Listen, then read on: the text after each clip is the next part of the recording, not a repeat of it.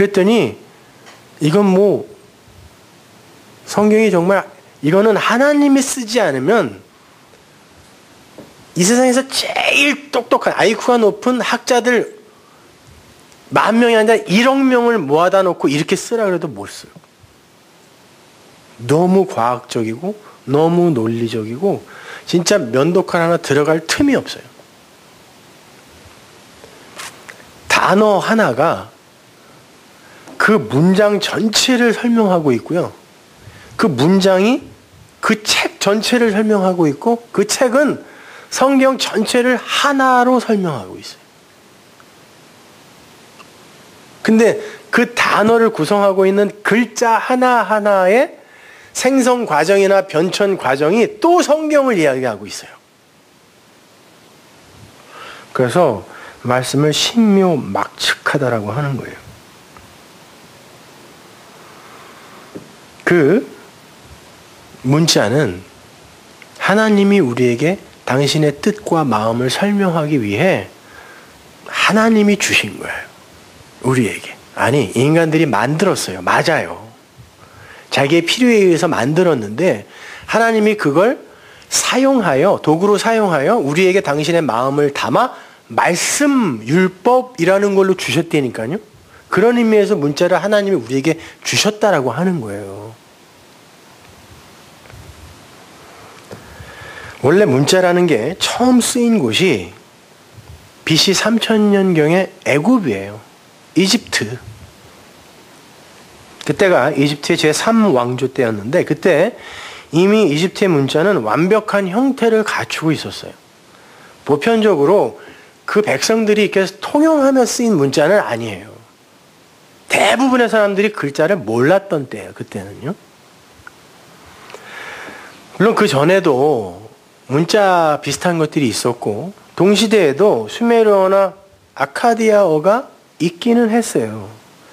그러나 그건 문자라기보다는 기호 혹은 표 정도에 불과한 쐐기 문자였어요.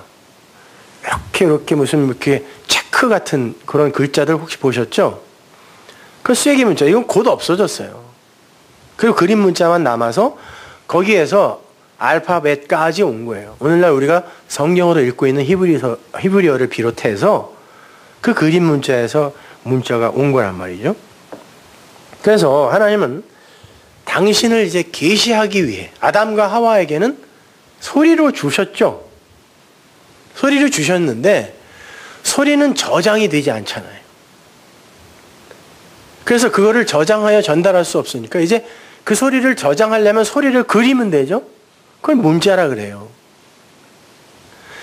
그 하나님이 당신의 말씀, 당신의 마음, 당신의 뜻, 그 진리를, 그 언약을 저장하여 당신 백성들에게 전달해 주기 위해 하나님이 문자를 줘야 되는데 그때 당시에 하나님이 사용할 수 있는 그 문자, 그걸 갖고 있는 곳이 애굽밖에 없었다고요. 왜 하나님이 당신의 백성을 애굽으로 집어넣는지 아시겠죠? 말씀을 주기 위함이에요. 당신의 백성들에게. 그래서 아브라함도 그렇게 수시로 애굽으로 들어갔다 나왔다 하는 거예요.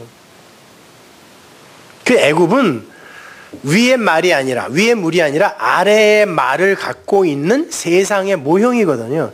그래서 하나님의 백성이 애굽에 들어갔다가 나오는 거예요. 아브라함부터 시작해서 계속 등장을 해요. 아래의 문자, 아래의 말, 그걸 하나님이 위의 것으로, 진리로 뒤집어서 당신의 백성들 안에만 꽂아주는 거예요. 그걸 설명해 주기 위해 애굽으로 하나님의 백성들이 들어갑니다. 근데 당시에는 왕족이나 사제들만이 문자를 배울 수 있었고 그걸 사용했어요. 그걸 갖고 자기들끼리 뭐 편지를 쓰고 이런 건 아니고 어디다 사용했냐면 신전이나 제단 있죠. 그 신전이나 제단의 돌에다가 신각 문자라고 해서 하나님께 이렇게 신에게 올려드리는, 신을 섬기기 위해 그 신에게 드리는 문자로 사용됐던 거예요. 그 상형 문자라는 것 자체가. 그러니까 다른 이들은 몰라요. 써줘도 몰라요. 그러면 그 문자를 하나님이 사용하여 당신의 백성들에게 말씀을 주기 위해선 그걸 배울 수 있는 왕족으로 누가 들어가야 되겠네요. 그 문자가 있는 곳에. 그래서 모세가 그리로 들어가는 거예요. 그리고는 그 모세가 그 문자를 받는다니까요. 근데 그 모세가 무슨 뜻이에요? 그래서 건져낼 자예요. 건져낸 자. 물이 낸 자라는 이런 뜻도 있어요. 물이 낸 자. 근데 그 당시에 모세 엄마가 그 이름을 지어준 게 아니라 그때 이름이 없었어요. 그런데 그 애굽의 공주가 강에서 목욕을 하고 있네요.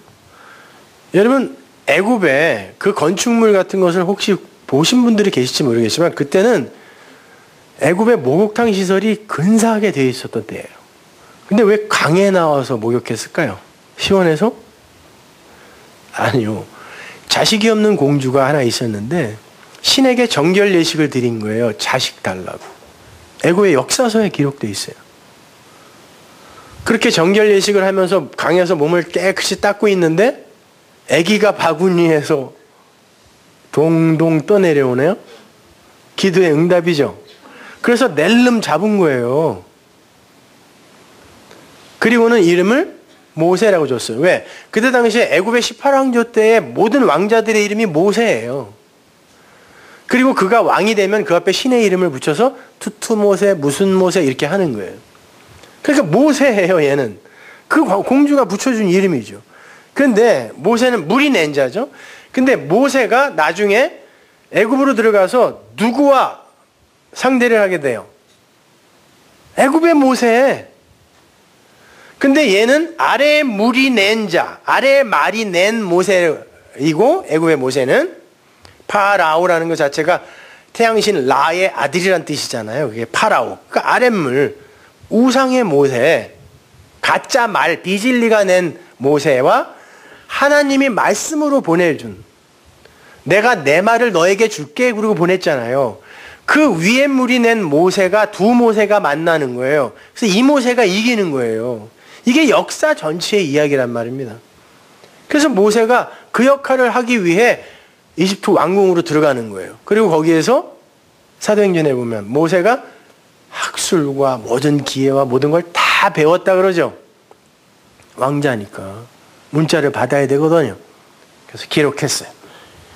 나중에 그 모세가 성경을 기록했단 말입니다. 그래야 돼요.